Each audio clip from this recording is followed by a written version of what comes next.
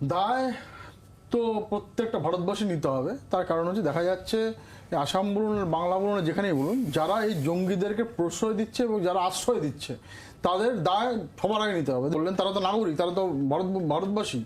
তারা যদি আজকে না বুঝে দেশের নিরপেক্ষ বিঘ্নিত করেন, সেটা আমার কথা না। তো একজন মমতা বন্দ্যোপাধ্যায়ের বক্তব্য শুনছিলাম, একটু আমরা আলোচনাটাকে ওই দিকে নিয়ে যাই। বরং আমাদের সঙ্গে তৃণমূল সমর্থক সৌম্যদীপ আচার্য রয়েছে। আমি সৌম্যদীপের কাছে সরাসরি। সৌম্যদীপ, মমতা বন্দ্যোপাধ্যায়ের বক্তব্য তুমি শুনলেন। এখানে তিনি একটা খুব ইম্পর্টেন্ট কথা বলেছেন, ইন্টারেস্টিং। জেলায় জেলায় শপিং মলের একটা ভাবনা চিন্তা করেছেন। কি মনে হয়, যদি শপিং মল জেলায় জেলায় হয়, গ্রামীণ অর্থনীতি এর মধ্যে কি একটা বড়সড় পরিবর্তন এলেও আসতে পারে? না, নিশ্চিতভাবে। আমি আশা করি আমাকে শোনা যাচ্ছে। বলো। আমি ব্যক্তিগতভাবে মনে করি যে আজকে যে মমতা বন্দ্যোপাধ্যায়ের কথা বলেছেন নিশ্চিতভাবে সঠিক কথা বলেছেন। তার কারণ একটা না, অনেকগুলোই। প্রথম কারণ একটাই যে আজকে যদি জেলায় জেলায় শপিং মল হয়, আমরা দেখেছি যে অনেক সময় অনেক জেলাতেই শপিং মল নেই। গ্রামের দিকে শপিং মলের কালচার আজ অব্দি উঠে আসেনি। সেই জায়গায় দাঁড়িয়ে হয়তো যারা গ্রামে থাকে তারা অনেক দূরে দূরে যাচ্ছে সিনেমা দেখতে হোক বা যা করতে হোক। এখানকে আজকে যদি প্রত্যেকটা জেলায় জেলায় শপিং মল হয়, তাহলে যেই অর্থনীতি টাউনে চলছে বা যেই অর্থনীতি আমরা শহরে চালাতে পারছি, সেই একই জিনিস, সে একই টাকা পয়সা তো এখানে রাউন্ড আপ করবে, সার্কুলেট হবে। সেই জায়গায় নিশ্চিতভাবে ভালো তো হবেই। তা কিন্তু সৌম্যদীপ, গ্রামের একটা নিজস্ব অর্থনীতি আছে। তোমার মনে হয় না সেই নিজস্বতা কোথাও গিয়ে একটু হলেও ধাক্কা খেলেও খেতে পারে? না, ধাক্কা কেন খাবে? ধাক্কা খাওয়ার মতন তো কিছু নেই।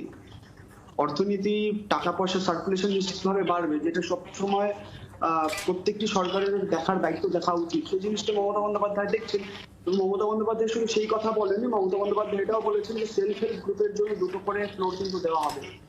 অর্থাৎ প্রত্যেকটা জিনিসকে মমতা বন্দ্যোপাধ্যায় প্রমোট করার চেষ্টা করছেন। তাই মাননীয় করে থাকেন এই বড়দিন নতুন বছর। না মানে কেতন, তোমার মতে গ্রামীণ অর্থনীতি নয়, মানে তৃণমূলের অভ্যন্তরীণ অর্থনীতি করার জন্য? না, গ্রামীণ অর্থনীতিতে আমাদের অবশ্যই যারা কৃষক আছে। আচ্ছা, আমি একটু সৌম্যদীপের কাছ থেকে রিয়াকশন নিন, উত্তরটা নিন সৌম্যদীপ। না, তিনি যেই দলে থেকে কথাগুলো বলছেন সেই দলে থেকে এই কথাগুলো মানায় না। তার কারণ সেই দলের সর্বোচ্চ নেতৃত্ব মুখের মানায়, কারণ 100 দিনের কাজ যারা পুরো রুরাল ইকোনমিকে চেঞ্জ করে দিয়েছিল, সেই 100 দিনের কাজ কে হয়েছিল? আমরা এনেছিলাম। আচ্ছা কেতন, সৌম্য বাইরে রয়েছে। কেতন, সৌম্য বাইরে রয়েছে। কথাও বলেনি। কথা শোনার ধৈর্য রাখুন। আপনি যেই দলে আছেন সেই দলের সর্বোচ্চ নেতা, সর্বোচ্চ নেত্রী যারা আছে, যাদেরকে আপনারা নেতা নেত্রী মনে করেন, যাদের ছবি আপনারা ফ্লেক্সে লাগিয়ে ঘুরে বেড়ান, সেই দলের সর্বোচ্চ নেতা নেত্রী আজকের দিনে দাঁড়িয়েও মমতা বন্দ্যোপাধ্যায়কে না নিয়ে কোনো কাজ করতে পারে না। মমতা বন্দ্যোপাধ্যায়ের জন্য এখনো তারা বলেন, এবং আপনি যে কথাগুলো এই রাজ্য থেকে বলছেন, আমি আসবো কেতন, সৌম্য বাইরে রয়েছে, প্লিজ আমি আসবো। প্যারাডাইস, মূর্খের স্বর্গ, আপনার ঠিকানা এখন বর্তমানে ওটাই। কেতন প্লিজ। সৌম্য। আমি মূর্খের স্বর্গে আছি, ভালো কথা। আপনারা মূর্খের স্বর্গে ছিলেন বলে সিপিএম এর আগে আপনারা ক্ষমতা ছিলেন, তারপরে এই বাংলার ক্ষমতা আসতে পারেননি। 2021 সালে এমন একটা দলের সাথে আপনারা জোট করলেন, এবং এমন একটা দলকে জোট নিয়ে করলেন। আমি তোমার কাছে আসবো। আপনাদের মুখে এই কথাগুলো আজকের দিনে দাঁড়িয়ে আর মানায় না। ঠিকঠাক করে একটু বুঝে শুনে বলো। তুমি আসলে মুশকিলটা হচ্ছে তুমি আমি জানি না তোমার নেতা তৃণমূল কিনা, আমি বুঝতে পারছি না তুমি কতদিন পলিটিক্সটা করছো। তুমি বলছে একটা আবল তাবল বলছো, একদম ঠিক। তোমার নেতা যেমন আবল তাবল বলছে, তুমি এরকম বলছো।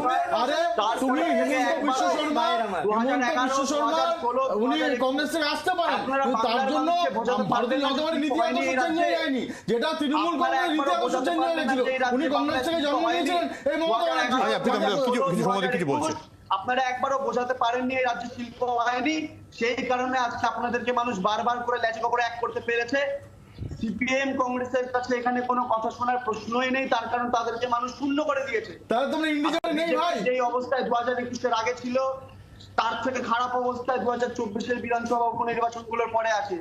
আপনারা 11 বছরও একবারও বাংলার মানুষকে এটা বোঝাতে পারলেন না যে বাংলায় শিল্প হয়নি।